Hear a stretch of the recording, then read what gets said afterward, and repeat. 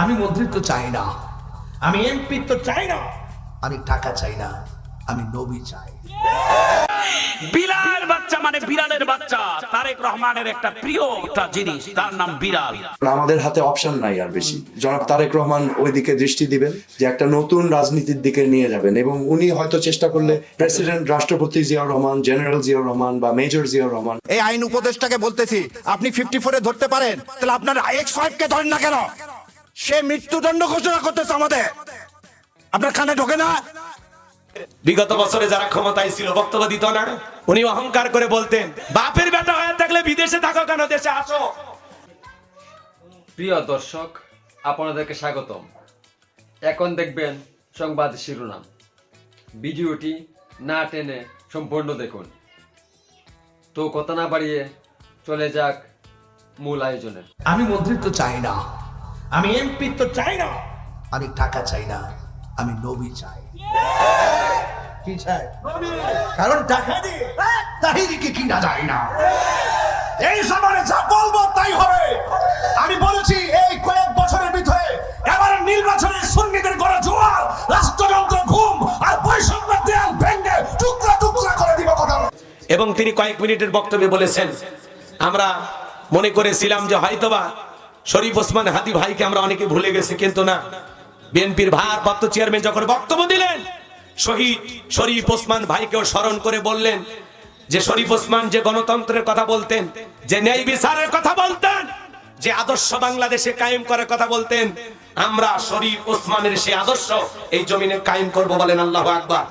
আমার সবচেয়ে তার এই কথাটা ভালো লাগছে যে রাসূল আকরাম সাল্লাল্লাহু আলাইহি সাল্লাম যেভাবে রাষ্ট্র পরিচালনা করেছেন, ন্যায় বিচার ইনসাফ প্রতিষ্ঠিত করেছেন, উনি বলেছেন রাসূলের আদর্শ দিয়া আমি এই জমিনে ইনসাফ প্রতিষ্ঠিত করার সর্বোচ্চ চেষ্টা করব। আল্লাহু আকবার, আল্লাহু আকবার। ধন্যবাদ। এই আইন উপদেষ্টাকে বলতেছি, আপনি 54-এ ধরতে পারেন, তাহলে আপনার X5 কে ধরেন না কেন? সে মৃত্যুদণ্ড ঘোষণা করতেছে আমাদের, আপনার কানে ঢোকে না? বেঈমান কোথাকার! হাদির রক্তের সাথে বেঈমানি করে আপনি 54 প্রয়োগ করে আবার সে কি করতেছেন? দাড়ি টুপি আলাদা ধরতেছেন। আমার মাদ্রাসার ছাত্ররা কি ভুলে গেছেন যাত্রাবাড়িতে কিভাবে রক্ত দিয়েছে? এই রক্তের উপর বেঈমানি করতে আপনার লজ্জা লাগে না? লজ্জা লাগে না? দর্শক, আজকে শুভ বড়দিন। বড়দিনের শুভেচ্ছা খ্রিস্ট ধর্মের সবাইকে আমাদের পক্ষ থেকে। বড়দিনের শুভেচ্ছা জানিয়ে শুরু করছি আমাদের এই আলোচনা, যেখানে আমরা আলোচনা করব যে বাংলাদেশে যখন নির্বাচন খুবই সন্নিকটে এবং নির্বাচন কেন্দ্রিক নানা আলোচনা যখন হচ্ছে, গত রাতে আমরা স্বরাষ্ট্র মন্ত্রণালয় সংক্রান্ত প্রধান উপদেষ্টার বিশেষ সহকারীর পদত্যাগের খবর জেনেছি গত মধ্যরাতে। সেরকম একটা পরিস্থিতিতে নির্বাচন পেছানো, নির্বাচন বানচাল করার এরকম নানা কথা শোনা যাচ্ছে, নানা পক্ষ থেকে বলা হচ্ছে। এবং শরীফ ওসমান হাদির যে ঘটনাটা, সেই ঘটনাটা নির্বাচন পেছানোর পরিকল্পনা, এরকম দাবি ওসমান হাদির নিজের ভাই পর্যন্ত করেছেন। সেরকম একটা পরিবেশ যখন বজায় রয়েছে এবং মানে আমরা দেখছি আমাদের সমাজে সেরকম পরিবেশ, ঠিক তখন এনসিপি নেতা নাসিরউদ্দিন পাটোয়ারি বলছেন যে বাংলাদেশে ভারত সাথে আওয়ামী লীগ এই দুটো মিলিয়ে বাংলাদেশের নির্বাচন বানচাল করতে চাইছে।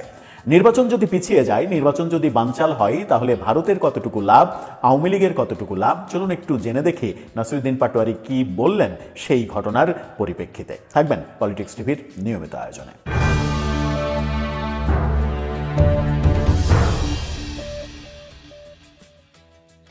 দর্শক, বলছিলাম নির্বাচন পিছিয়ে দেওয়ার ষড়যন্ত্রের কথা চতুর্দিকে শোনা যাচ্ছে। শরীফ ওসমান হাদির নির্মম হত্যাকাণ্ডের পরে সেই আলোচনাটা আরও বেশি যেন প্রাণ পেয়েছে, আগুনে যেন ঘি ঢালা হয়েছে এই ঘটনার মধ্য দিয়ে। এই ঘটনা কারা ঘটিয়েছে, যারা হাদির ওপরে আক্রমণ করেছিল সেই আক্রমণটা কারা করিয়েছে, অভিযুক্ত যে আসামি তার ব্যাংক অ্যাকাউন্টে অস্বাভাবিক শত শত কোটি টাকার লেনদেন, এই টাকাটা কারা দিল, কোত্থেকে আসলো, এই ব্যাপারগুলো যখন এখন পর্যন্ত অনিশ্চিত, শুধুমাত্র একটা জায়গাতেই বেসরকারিভাবে যেটা আমরা জানি সেটা হচ্ছে যে ওসমান হাদিকে গুলি করার ব্যক্তি ফয়সাল মাসুদ কিংবা ফয়সাল মাহমুদ, সেই ব্যক্তির রাজনৈতিক সংশ্লিষ্টতা ছিল। আগে তিনি ছাত্রলীগের ঢাকার একটা অঞ্চলের সভাপতি ছিলেন, এরকমটা নিশ্চিত হওয়া যাচ্ছে। সেই ব্যাপারটাকে নিয়েই দোষারোপ করা হচ্ছে যে এটা আওয়ামী লীগের পরিকল্পনা এবং এর সঙ্গে ভারতের খেলা যুক্ত রয়েছে। এই আলোচনাটা ছিল। আবার অন্যদিকে এই আলোচনাও রয়েছে যে বাংলাদেশে যদি নির্বাচন পিছিয়ে যায়, নির্বাচন যদি বানচাল করা হয়, তাহলে কাদের লাভ, রাজনৈতিকভাবে কাদের লাভ, এক্সিস্টিং দলগুলোর কারো কারো লাভ, এই আলোচনাও বিভিন্ন দিকে আমরা শুনছি। ঠিক সেই মুহূর্তে নাসিরুদ্দিন পাটোয়ারি বললেন কি, তাকে নিয়ে সমকালের শিরোনামটা দেখে নিন। সেখানে বলা হচ্ছে আওয়ামী লীগ ও ভারত নির্বাচন পেছানোর চেষ্টা করছে। একটু জেনে দেখি কি বলছেন তিনি। আওয়ামী লীগ বিভিন্নভাবে এবং ভারত বাংলাদেশকে অস্থিতিশীল করে নির্বাচন পেছানোর চেষ্টা করছে। তিনি অভিযোগ করছেন ভারত বাংলাদেশকে অস্থিতিশীল করছে। তবে দেশের সামগ্রিক পরিস্থিতি অস্থিতিশীল করে নির্বাচন পেছানো বা হতে দেয়া কোনো ষড়যন্ত্রই সফল হবে না। এখানে তিনি যেহেতু বলছেন যে ভারত বাংলাদেশকে অস্থিতিশীল করছে, তার সপক্ষে আমার মনে হয় যে তার যুক্তি প্রমাণগুলোও উপস্থাপন করা উচিত। নতুবা একটা দেশকে যখন আপনি অভিযোগ করবেন যে দেশের সঙ্গে এমনিতেই সম্পর্কের টানাপোড়েন চলছে, তখন ব্যাপারটা আরও বেশি ঘোলাটে হবে। চলুন দেখি তিনি তথ্য প্রমাণ কি কি হাজির করলেন কিংবা করলেন কিনা। রাজধানীর আগারগাঁওতে নির্বাচন ভবনে প্রধান নির্বাচন কমিশনার নাসিরুদ্দিনের সঙ্গে বৈঠক শেষে এই কথা বলেছেন তিনি। বলেছেন, নির্বাচন কমিশনকে বলেছি 12 ফেব্রুয়ারি ঘোষিত নির্বাচনের তারিখ যেন না পিছায়, নির্বাচনটা যথাসময়ে যেন হয়। কেননা আওয়ামী লীগ বিভিন্নভাবে এবং ভারত বাংলাদেশকে অস্থিতিশীল করে নির্বাচন পেছানোর চেষ্টা করছে। তবে আইনশৃঙ্খলা বাহিনী যে কোনো পরিস্থিতি মোকাবেলায় প্রস্তুত আছে এবং নির্বাচন নির্ধারিত সময়েই অনুষ্ঠিত হবে বলে নির্বাচন কমিশন আশ্বস্ত করেছেন।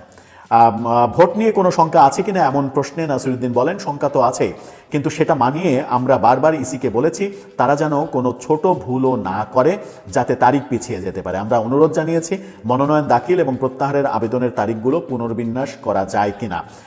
নির্বাচন নিয়ে তাদের মধ্যেও একটা উদ্বেগ রয়েছে। এক প্রার্থী ইতিমধ্যেই হত্যার শিকার হয়েছেন। ইসিকে বলেছি সব দলের প্রার্থীর ক্ষেত্রে যেন নিরাপত্তা নিশ্চিত করা হয়।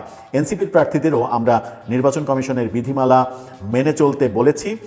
যথাসময় নির্বাচন করতে হলে নির্বাচন কমিশনের সক্ষমতা বাড়াতে হবে, রাজনৈতিক দলগুলোর সঙ্গে দ্বিপাক্ষীয় আলোচনাও করতে হবে।